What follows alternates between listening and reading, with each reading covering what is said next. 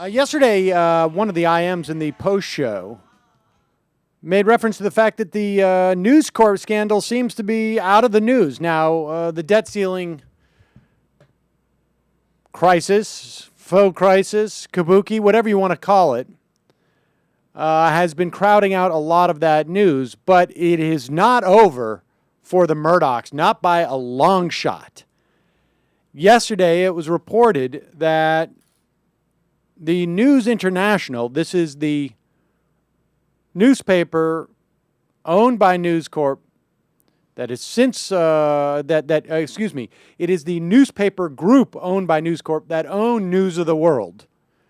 News of the World is now shut down. News International still has holdings, The Sun and The Times.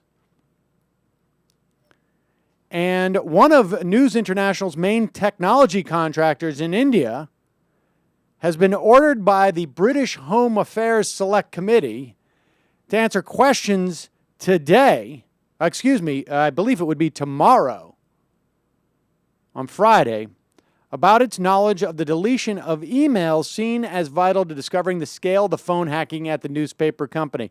I'm no IT guy, but it's really hard to delete these things, particularly locally, particularly if your servers are in India.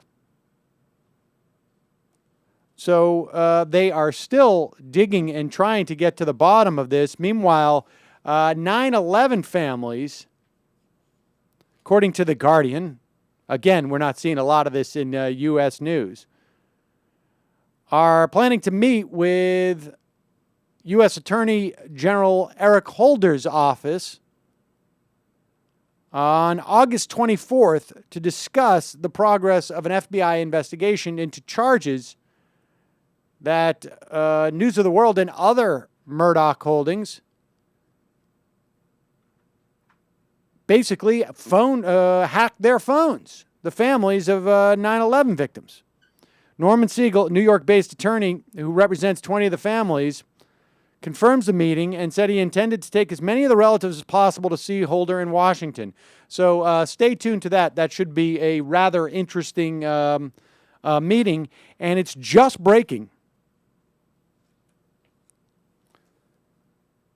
Sarah Payne, whose 8-year-old daughter Sarah was abducted and murdered in July of 2000.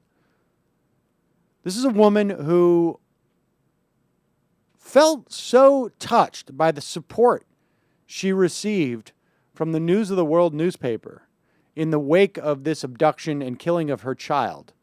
And in particular, directly support that she received from Rebekah Brooks, who was the chief of News of the World at the time, recently resigned from News Corp and also arrested. Apparently, Rebekah Brooks was so kind to this woman that she gave her a phone so that she could communicate with her supporters. And, it turns out they turned around and hacked that phone. It's being reported now. Scotland Yard has told her that they have found evidence to suggest she was targeted by the News of the World's investigator, Glenn Mulcair, who specialized in hacking voicemails for News Corp. So that story is still growing.